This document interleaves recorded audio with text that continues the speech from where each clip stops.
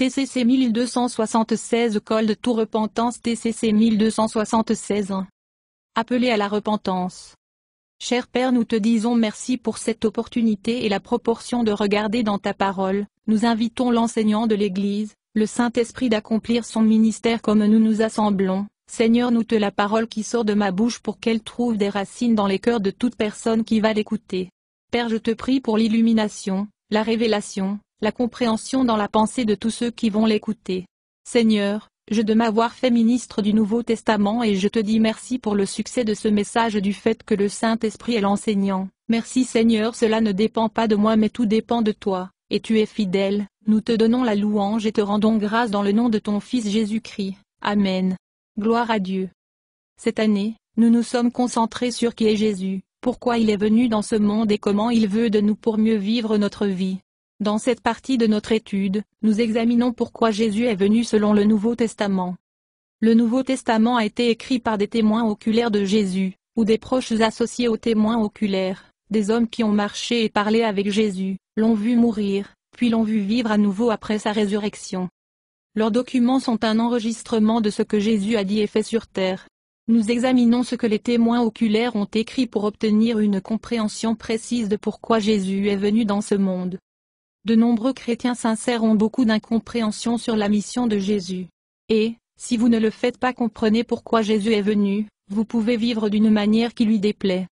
Il est assez courant d'entendre les gens dire que Jésus est venu apporter la paix dans ce monde et enseigner nous tous comment s'en sortir. Mais, les témoins oculaires ont cité Jésus disant qu'il était venu apporter la division. La division vient parce que certaines personnes acceptent Jésus et son message, tandis que d'autres rejettent-le. Matthieu 10, versets 34 à 35. Jean 7, verset 43. Jean 9, verset 16. Jean 10, verset 19. Etc. D'autres disent que Jésus est venu pour nous rendre heureux et nous donner une grande vie dans cette vie. Cependant, les témoins oculaires ont cité Jésus disant que dans ce monde, nous aurons des tribulations et des difficultés.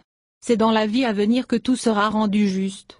En ce moment, nos priorités devraient être sur l'Éternel et non sur les choses qui survivront à cette vie. Jean 16 verset 33. Matthieu 19 verset 28-29. Matthieu 5 verset 11-12. Matthieu 6 verset 19-21. Etc. Jésus est venu pour s'occuper du plus grand problème de l'humanité. Le plus grand problème de l'humanité est le péché. Chaque problème dans ce monde est en quelque sorte une conséquence ou un résultat du péché, remontant au premier homme, Adam. Je ne dis pas que vos problèmes sont nécessairement le résultat d'un péché spécifique que vous avez commis. Il pourrait l'être. Mais il est surtout probable qu'il soit dû au fait que vous vivez sur une terre déchue, maudite par le péché. Le péché d'Adam a affecté à la fois la race résidant en lui et la planète elle-même. L'humanité et la terre étaient imprégnées d'une malédiction de corruption et de mort, entraînant le chagrin, les difficultés, la perte et la douleur qui sont présents dans ce monde. Genèse 3, verset 17-19. Romains 5, verset 12. Etc. Beaucoup de leçons pour un autre jour. Paul, un témoin oculaire de Jésus a écrit que « Jésus est venu une fois pour toutes, à la fin de l'âge, pour enlever le pouvoir du péché pour toujours par sa mort sacrificielle pour nous. » Hébreux 9 verset 26, traduction de la Bible du Semeur. Matthieu, un autre témoin oculaire, a cité Jésus disant « Car je ne suis pas venu appeler les justes, mais les pécheurs à la repentance. » Matthieu 9 verset 13, la Bible Louis II. Ce soir, nous examinerons certains de ce que cela signifie. Dieu a créé l'humanité pour qu'elle devienne ses fils et ses filles par la foi en lui. Cependant, les êtres humains sont coupables de péché et disqualifiés pour la famille de Dieu. Définissons d'abord le péché. Le péché est un acte ou une action qui s'exprime dans des motifs, des pensées, des paroles ou des actes. Le péché est un acte d'illégalité, un acte ou une action qui viole la loi de Dieu. La loi est une règle de conduite établie par l'autorité suprême. En tant que créateur, Dieu est l'autorité suprême qui gouverne ce monde et ses habitants. Par conséquent, sa loi est l'ultime loi. Ce monde est son monde, et sa loi est la norme pour le comportement humain. Jean 3, verset 4 Quiconque commet, pratique, le péché est coupable d'iniquité. Car, c'est cela, le péché, l'iniquité, la transgression, la violation de la loi de Dieu par la transgression ou la négligence. Être non restreint et non réglementé par ses commandements et sa volonté, Bible amplifiée. Ecclésiaste 12, Verset 13. Tout a été entendu. La fin de l'affaire est celle-ci: crains Dieu, sache qu'il est, le révère et l'adore et garde ses commandements. Car c'est tout l'homme, le but complet et original de sa création, l'objet de la providence de Dieu, la racine du caractère, le fondement de tout bonheur, l'ajustement à toutes circonstances et conditions inharmonieuses sous le soleil, et tout le devoir pour chaque homme. Bible amplifiée. La loi de Dieu est exprimée à travers sa parole, spécifiquement, sa parole écrite. Jésus a résumé la loi de Dieu ainsi: aimez Dieu de tout votre cœur, esprit et âme et aimez votre prochain comme vous-même. Matthieu 22 versets 37 à 40. Cet amour n'est pas une émotion, c'est une action. L'amour pour Dieu s'exprime par l'obéissance. L'amour pour les gens s'exprime à travers la façon dont vous les traitez, leçon à venir. Nous avons souligné dans les 2 dernières leçons que les êtres humains ont été créés pour une position de gloire comme fils et filles de Dieu. Genèse 1 verset 26. Psaume 8 versets 4 à 5. Pierre 2 verset 9. Etc. Le Seigneur nous a créés avec la capacité de le recevoir dans notre être et ensuite l'image, ou le représenter et l'exprimer au monde qui nous entoure. Ceci, à son tour, lui ramène honneur et gloire. Éphésiens 1 verset 12. Cependant, tous les êtres humains ont violé la norme morale de Dieu, sa norme de ce qui est bien et mal. En conséquence, nous n'avons pas atteint notre objectif créé.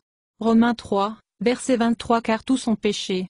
Tous sont en deçà du glorieux standard de Dieu. Traduction de la Bible du Semeur. Les êtres humains, par le dessein de Dieu, sont des êtres moraux qui sont capables de faire des choix moraux ou choisir entre le bien et le mal, entre l'obéissance et la désobéissance. L'essence du péché choisit ton chemin plutôt que le chemin de Dieu. Quand nous sommes assez vieux pour distinguer le bien du mal, nous décidons ce qui est bon pour nous plutôt que se soumettre à la voie de Dieu. Nous nous sommes tous égarés comme des moutons. Nous avons quitté les chemins de Dieu pour suivre les nôtres.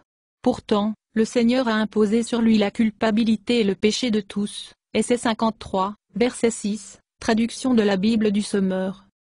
Jésus est venu dans ce monde pour nous restaurer à notre but créé, notre position de gloire, en tant qu'imageur de Dieu, en tant que fils et filles qui lui apportent honneur et gloire par la façon dont nous vivons. Jésus a goûté la mort pour tout le monde dans le monde. Il était juste que Dieu qui a tout fait et pour qui tout a été fait devrait amener ses enfants dans la gloire. Hébreux 2 versets 9 à 10, la Bible du Semeur. Nous, apôtres, communiquons une sagesse secrète et cachée de Dieu que Dieu a décrétée avant les âges pour notre gloire. Aucun des dirigeants de cet âge n'a compris cela, car s'ils l'avaient fait, ils n'ont crucifié le Seigneur de gloire. Corinthiens 2 versets 7 à 8, SV. Dans les 2 dernières leçons, nous avons examiné un passage du Nouveau Testament qui est un résumé concis de la façon dont Dieu restaure les hommes et les femmes pécheurs à leur but créé en tant que fils et filles qui lui glorifient pleinement. Romains 8 verset 30 exatonne ce qu'il, Dieu, a prédestiné, il les a aussi appelés, et ceux qu'il a appelés, il les a aussi justifiés, et ceux qu'il a justifiés, il les a aussi glorifiés. SV. Dieu nous appelle ou nous invite à venir à lui. Lorsque nous répondons à son appel, il nous justifie, pardonne notre péché et nous déclare justes et en règle avec lui-même. Ensuite, il nous glorifie. Être glorifié signifie être rendu vivant avec Dieu, son esprit, sa nature, sa substance, son essence, dans chaque partie de notre être afin que nous puissions exprimer lui et sa gloire. Jésus sacrifice nous purifie tellement de la culpabilité du péché que Dieu lui-même peut nous habiter par son esprit et vie et nous devenons participants de la nature divine de Pierre 1, verset 4 Bible amplifiée. Le plan de Dieu pour l'homme est que nous soyons saturés avec lui et ensuite l'exprimer. Nous ne perdons pas notre individualité. Tu es toujours toi. Il est toujours lui. Il est le Créateur et nous sommes les créés. Mais nous l'exprimons, sa gloire, par la façon dont nous vivons. Avant d'aller plus loin, nous devons répondre à cette question: comment un être humain peut-il exprimer la gloire du Dieu infini, éternel et transcendant? Nous devons comprendre que Dieu a à la fois des attributs non transmissibles, ou non transmissibles, et des attributs transmissibles, ou transmissibles. Les attributs non communicables de Dieu sont ceux qui appartiennent à son être essentiel et sa personnalité en tant que Dieu tout-puissant. Ils sont à lui seul son être éternel, auto-existence éternelle, son immuabilité, éternellement le même, son omniprésence, présente partout à la fois, son omniscience, connaissance parfaite, son omnipotence, souveraineté et tout pouvoir. Les attributs communicables de Dieu sont communément appelés ses attributs moraux. Fils et filles de Dieu peut, et est censé, démontrer ses attributs, la sainteté, la droiture, la justice, miséricorde, bonté, patience, longanimité, amour. Considérez ces déclarations. Pierre 1 verset 15 à 16. Mais maintenant, vous devez être saints dans tout ce que vous faites, tout comme Dieu, qui a choisi vous être ses enfants est saint. Car Dieu, lui-même a dit, vous devez être saints parce que je suis saint. Bible du Semeur. Éphésiens 5, versets 1 à 2. Soyez donc des imitateurs de Dieu, imitez-le et suivez son exemple, ainsi que les enfants bien-aimés, imitez leur Père. Et marchez dans l'amour, estimé et se réjouir les uns des autres. Bible amplifiée. Nous avons été créés pour glorifier Dieu en exprimant ses attributs communicables. Comment faisons-nous cela? Nous en discuterons plus en détail dans notre prochaine série. Pour l'instant, considérez ces points. Jésus est Dieu devenu pleinement homme sans cesser d'être pleinement Dieu. Jésus n'a pas seulement ouvert la voie pour que les hommes et les femmes soient restaurés à notre but créé en mourant pour notre péché, il est aussi le modèle pour la famille de Dieu. Romains 8 verset 29. Pour qui Dieu prédestine d'avance à être également conforme à la ressemblance de son Fils, NIV. Car Dieu, dans sa prescience, les a choisis pour porter la ressemblance familiale de son Fils, J.B. Phillips. Jésus dans son humanité nous montre comment les fils et filles de Dieu démontrent sa communicabilité attribut. Il était un fils qui faisait la volonté de son Père en tout, Jean 8 verset 29. Et il est maintenant en nous par son esprit pour nous aider à représenter avec précision, image, exprimer, notre Créateur et Père. Les hommes et femmes pécheurs ont besoin de plus que le pardon du péché pour être pleinement restaurés à notre but créé. Nous avons besoin d'une transformation et d'une restauration surnaturelle par la puissance de Dieu. Le plan de Dieu a toujours été d'habiter les hommes et les femmes puis de s'exprimer à travers nous. C'est ce que la glorification est tout à propos, être rendu vivant avec Dieu dans chaque partie de notre être afin que nous puissions l'exprimer. Paul a écrit que Dieu lui a demandé de vous présenter la parole de Dieu dans sa plénitude, le mystère qui a été gardé caché pendant des âges et des générations, mais maintenant il est révélé aux saints. Pour eux, Dieu a choisi de faire connaître parmi les croyants les richesses glorieuses de son mystère, qui est Christ en vous, l'espérance de la gloire. Colossiens 1 verset 25 à 27, nouvelle version internationale. La glorification est un processus qui commence lorsque nous devenons des disciples de Jésus. En ce moment, nous sommes participants de cette gloire parce que Dieu est en nous par son esprit, mais nous ne sommes pas encore pleinement glorifiés ou pleinement semblables au Christ dans chaque partie de notre être. Nous sommes des œuvres achevées en cours. Jean 3 verset 2. Oui, chers amis, nous sommes déjà des enfants de Dieu, et nous ne pouvons même pas imaginer comment nous serons quand le Christ reviendra. Mais nous savons que lorsqu'il viendra, nous serons comme lui, car nous le verrons tel qu'il est vraiment, NLT. Si nous restons fidèles à lui, celui qui a commencé une bonne œuvre nous l'en achèvera, Philippiens 1 verset 6. Les êtres humains ont besoin de plus que le pardon des péchés pour nous restaurer à notre but créé. Non seulement nous avons besoin d'une aide surnaturelle, nous avons besoin d'un changement moral ou d'une transformation qui conduit ensuite à des changements de comportement. La nature humaine, tout ce que nous sommes en tant qu'êtres humains, a été corrompu par le péché. Corrompre signifie altérer l'original ou souiller. La corruption est une dérogation à ce qui est pur ou correct. Quand Adam, le premier être humain, a péché, brisé le commandement de Dieu envers lui, il a choisi de fixer son propre standard de ce qui est bien et mal. Adam a été créé pour vivre dans une soumission aimante au Tout-Puissant Dieu. En plaçant le soi, lui-même, au-dessus de Dieu, il a violé sa propre nature et l'a corrompue. En tant que chef de la race humaine, les actions d'Adam ont affecté la race qui résidait en lui. Tous les êtres humains naissent avec une corruption ou une inclination à mettre le moi d'abord, au-dessus de Dieu et des autres personnes. Si nous allons glorifier Dieu, ce trait, cette corruption en nous, cette concentration sur soi, doit être traitée. Nous avons souligné plus tôt dans la leçon que les humains sont des êtres moraux qui sont capables de faire le choix moraux. La moralité est une norme du bien et du mal. Dieu est la norme de ce qui est juste et faux. Mais nous avons tous établi nos propres normes. Nous devons faire un changement moral et passer de la vie pour soi selon nos normes à vivre pour Dieu. Jésus est mort pour tous afin que ceux qui reçoivent sa nouvelle vie ne soient plus vivent pour plaire à eux-mêmes. Au lieu de cela, ils vivront pour lui plaire. 2 Corinthiens 5 verset 15, traduction de la Bible du Semeur. Parce que Dieu a créé l'homme avec le libre arbitre, ce changement moral nécessite notre coopération. Jésus a dit qu'il était venu pour appeler les pécheurs à la repentance. Matthieu 9 verset 13. Les premières paroles de Jésus lorsqu'il a commencé son ministère public étaient « Repentez-vous et croyez, car le royaume de Dieu est proche ». Matthieu 4 verset 17, Marc 1 verset 15. Après que Jésus soit ressuscité des morts, il a envoyé ses apôtres proclamer la repentance et la rémission du péché, l'élimination et le pardon du péché. Alors que les apôtres sortaient pour prêcher la résurrection, lorsque les gens demandaient ce qu'ils devaient faire à la lumière de leur culpabilité devant Dieu, les apôtres répondirent, « Repentez-vous et convertissez-vous. » Luc 24 versets 46 à 48. Acte 2 verset 38. Acte 3 verset 19. Acte 17 verset 30. Acte 26 verset 20. Le mot grec traduit par convertir signifie revenir, se détourner de la vie pour soi et retourner à votre but d'être créé. Le mot traduit repentance signifie plus qu'un changement d'avis. Nous pouvons changer d'avis sans faire de choix moral. Le repentir et la conversion impliquent un changement moral, passer de la vie pour soi à la vie pour Dieu. Cela signifie se tourner du péché, enfreindre la loi morale de Dieu, à la droiture, obéir à la norme de moralité de Dieu.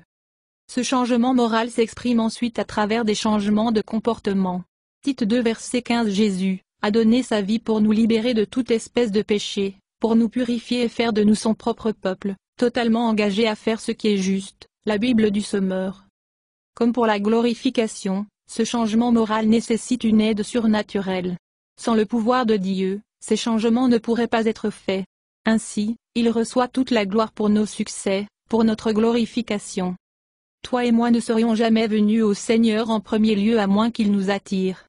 Jésus a dit, « Personne n'est capable de venir à moi à moins que le Père qui m'a envoyé ne l'attire et ne lui donne le désir de venir à moi. » Jean 6, verset 44, Bible amplifiée.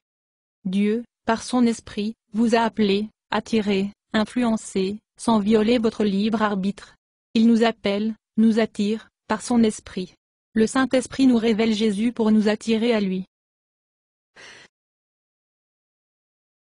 TCC 1276 Col de Tours Repentance. Si nous répondons à son appel, et nous pouvons refuser, Dieu habite en nous par son esprit et le processus de la glorification commence. Le Saint-Esprit est en nous pour nous habiliter à faire ce que Dieu exige de nous comme nous choisissons de lui obéir ainsi qu'à son standard moral révélé dans sa parole écrite, la Bible. 2 Corinthiens 3, verset 18 Exaltons-nous tous, comme avec un visage dévoilé, parce que nous continuions à voir, dans la parole de Dieu, comme dans un miroir la gloire du Seigneur, sommes constamment transfigurés à son image même, dans une splendeur toujours croissante et d'un degré de gloire à un autre, pour cela vient, du Seigneur, qui est, l'Esprit, Bible amplifiée. Paul vivait avec la conscience que Dieu était en lui par son esprit, et, alors qu'il, Paul, faisait des efforts pour faire ce qu'il devait faire, le Saint-Esprit l'a aidé. Paul a exhorté les chrétiens à vivre avec cette conscience. Philippiens 2 versets 12 à 13 Exaltons maintenant que je suis absent, vous devez être encore plus prudents pour mettre en action l'œuvre salvatrice de Dieu dans votre vie, obéissant à Dieu avec une profonde révérence et crainte. Car Dieu agit en vous, vous donnant le désir de lui obéir et le pouvoir de faire ce qui lui plaît, la Bible du Sommeur. Paul a écrit qu'il travaillait dur partout où il allait, avertissant et enseignant les gens sur Jésus parce qu'il voulait présenter chaque personne mature adulte, pleinement initiée, complète et parfaite en Christ. Colossiens 1 verset 28, Bible amplifiée. Je travaille dur pour cela, car je dépends de la puissance puissante du Christ qui agit en moi. Colossiens 1h29. Le salut est la purification et la restauration de la nature humaine par l'Esprit de Dieu, sur la base de la croix. Le Seigneur nous appelle, nous attire sans violer notre libre arbitre, et lorsque nous choisissons librement de nous détourner de la vie pour soi, faire les choses à notre manière, il nous justifie, pardonne notre péché, et nous habite pour nous purifier et nous restaurer pour nous glorifier pleinement afin que nous soyons pleinement glorifiés envers notre Père Céleste. Conclusion. La longueur à laquelle Dieu est allé pour nous habiter et commencer le processus de restauration montre son amour pour nous et notre valeur pour lui. Il nous montre l'efficacité du pouvoir purificateur de la croix du Christ. Et cela nous montre qu'il y a de l'espoir pour nous, car nous restons fidèles à lui. Ma prière est que par ces leçons chacun de nous sera inspiré pour marcher comme Jésus a marché. Laissez Jésus vous faire confiance à travers sa parole, la Bible. Merci Seigneur pour votre merveilleuse parole que tu as choisie pour que ça passe par moi. Merci Seigneur de choisir des fils et des filles d'être conformes à l'image de Jésus-Christ et d'être faits comme tes enfants en caractère et en puissance, pour tout ce qu'on entend. Que cette leçon puisse nous donner le désir de rechercher et de grandir en Jésus-Christ dans cet endroit. Seigneur, nous vous remercions et nous vous servons sur votre scène, Notre désir c'est de demeurer en toi au nom de ton Fils Jésus-Christ. Amen. Louez le Seigneur, louez le Seigneur.